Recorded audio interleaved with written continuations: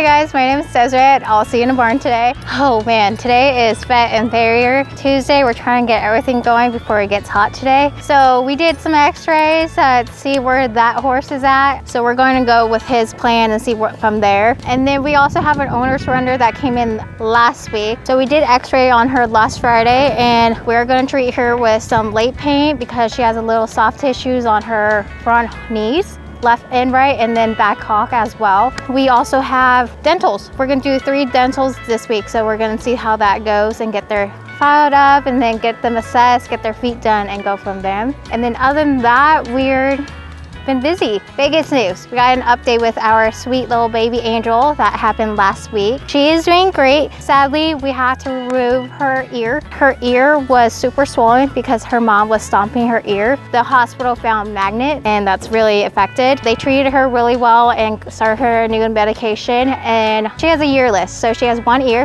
which is fine. She's a premature, but she's fighting her life right now, and we're doing everything what we can with her. She is now walking, which is great improvement, and we're super glad that she's in the hospital right now. So they're on the clock and watching her as a hawk. Probably within like a week or so, she'll come back and we'll treat her out here. My name is Tymir Ross. Today we are building a horse stall for 2 blind horses. 6 days now, and I love it. I feel like I've been here for 10 years. They treat me like family. They treat me like their own. It's a blessing, man. It's the best thing going, man. I really highly recommend a lot of people to come, donate, get involved, and just come check us out, man. I actually got in this line of work just based on me being around horses since I was young, 5, 6 years old. So I already been in the environment. So just when I got here, you know, it was a natural feeling. I felt at home. It just felt so welcoming and natural. So, you know, as soon as I got here, everybody made me feel like family, man. So, like I said, I only been here for 6 days, but it felt like 6 years. So it's a lot of math involved. So it's a lot of precision, paying attention, cutting, detailing. You have to really pay attention, man, because one wrong mistake can really knock off everything. So, you know, it's just really making sure that you're putting the time and the patience into it, because at the end of the day, it is for the horses, man. So, you know, we do take our time and try to make sure that everything is right and nice and tight, man. Definitely. It's a 4 bar pole instead of 3 because the horses are blind. Just based on them being blind, it had to be a little smaller. The gate is smaller, so it is kind of a different design based on that. It is coming together though, bro. Probably like 2 more days. This is Gerardo. Gerardo is not very good with his feet. We go very fast. He is heavily sedated from the veterinarian. And when they're like this, you can't do as pretty of a job, but you got to get the main things done: balance, fit. So I'm gonna finish them real quick. We didn't pull the hind feet forward. We trimmed them, but we didn't dress them down.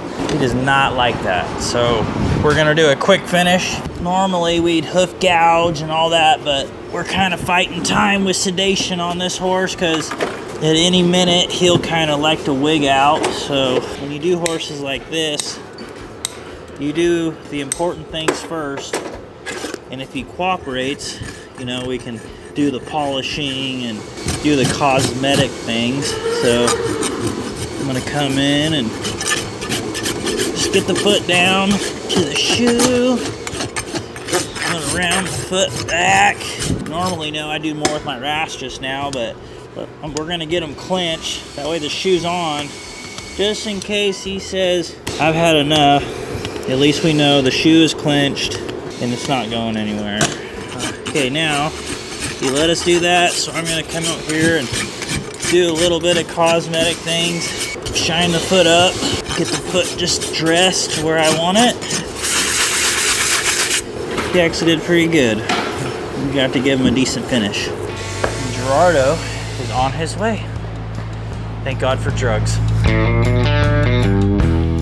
Hi, I'm Walker Reynolds. I'm the farrier out here at Allseed in the Barn. Today we have quite a few horses to work on, so I also have quite a few people helping me, and they're all of different capabilities. I got my 13-year-old boy out here helping me, not a horse person, but he can dang sure sweep and hand us tools. And then, you know, Abe's been working with me for 6 years, so he does some of the trims and a lot of the just help doing whatever. Lane's another full-time horseshoer, so if he can shoe a horse next to me, you know, he'll do that, or if he can just do something to help me out. But we kind of all have our roles. This is what we're expected to do, and then whatever you can help the other guy do. That way we can just be efficient and get these horses done. And a lot of times the faster we can get a horse done, the better they'll stand. Sometimes they just get a little impatient, so if we can just speed things up, make sure it's a fast process for them, they're pretty happy. And then sometimes while we're working on some shoeings in the barn, you know, it's not real great to have 3 guys doing that. It's a 2-person deal, so instead of having one guy stand around, maybe one guy goes out and works on some of the donkeys that need trim. My name's Andrew. Basically, first thing in the morning, we feed these horses right here and zebras right there as well. After that, we get these buckets, go around the farm and pick up every single poop, compost that's on the ground, around like 8-ish. Each person gets their own section, and then right now what I'm doing is cleaning this whole area right here, one by one, and I'm cleaning up the poop, and I gotta refill their water as well. I mean, the most exciting thing is when the horse comes up to you friendly and they just want your attention. When they want your attention, they most likely are bored, and then they just want somebody to be on their side. I just like to pet them as well. Like the mama over there, I tried to pet her, she didn't let me, but she let me pet her baby, which was cool. I like that moment, it was cool. I started a week ago actually. I'm learning so much of this job actually. I also learned that you need to watch out for those horses because sometimes they will escape if you let the door open, like just by an inch, they will get out. That's what I learned as well. Yeah, I'm liking the work so far. Hi, my name's Sandy Rivera. Well, originally New Jersey on the East Coast, and we just moved down to Delaware about 2.5 years ago. We were visiting my son who lives by San Francisco area, and I've been very familiar with All Seated in a Barn and made some donations to them and love horses, so we thought we'd take a drive down to see the place, and it's wonderful. Just to see the horses that we've seen, you know, that were rescued online, just to see them in person and to get to pet them and see Kevin, who started it all.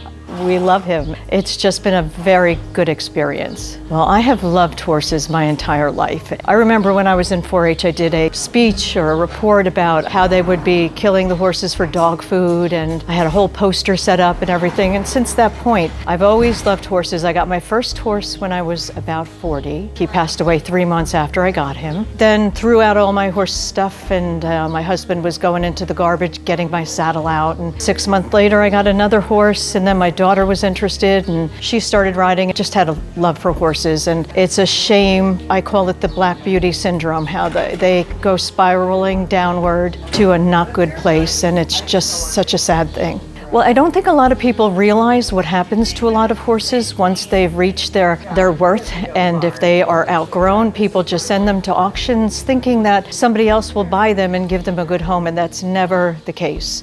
They always have, I would say 90% end up going down to Mexico for slaughter. I don't think a lot of people are aware what happens to them, and I think it's great that you post so much online. I always try to share as much as I can, and when I go home today, if it's all right, I'm going to be posting pictures on Facebook and sending it out to some of my horse friends and ask them to share too, because everyone should know about this.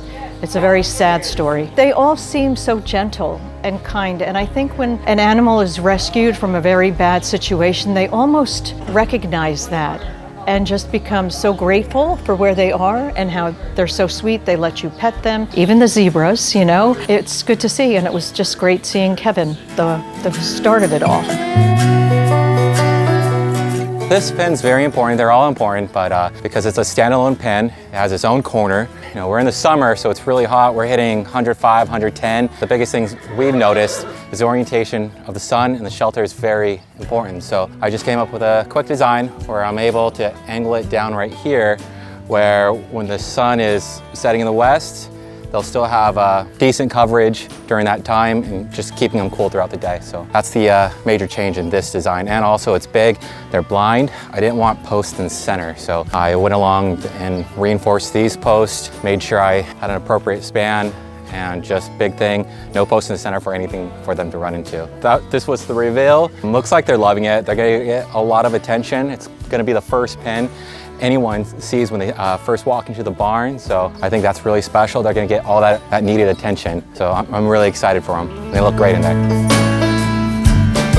Hi, my name is Sydney, and I've been a volunteer for All Seed in a Barn for about 2-3 years. And today we're handling some of the new horses. 2 of them were blind, and this is my first time handling those guys. The first one was pretty friendly, walked up to you just fine. And then the second one, when you were approaching him, he was very wary, very skittish. With that, it reflects on how you're feeling. So you want to make sure that you are having a calm voice, that your body, having a body language. When handling with those situations, you want to have someone that's maybe a little more experienced and, been around them a little bit more. And so we had Jacob come by and, calm voice. His body was very relaxed. He just went up to him and was touching up on him, make sure you're aware of his surroundings, and then just grabbed a halter and was able to walk him out. So we were taking them out to their new pen, just a little bit down. It definitely makes me feel more confident, and it reminds me I need to just be calm in any given situation, because they will sense that, and that's why he reacted the way he did, was that he also was feeling the tension. Today, once I got out, Jacob asked nicely to video of the 2 new blind horses, because they are now into their new pen that Jacob and Ty has been working for a while now. It's been almost a week, I think. So that's a great success, and I just sent the video to Talia, and she's gonna post it on social media, so that's an update for that. And then I asked Matt to help me with a donkey. He's a little harder to catch, so this is an abscess.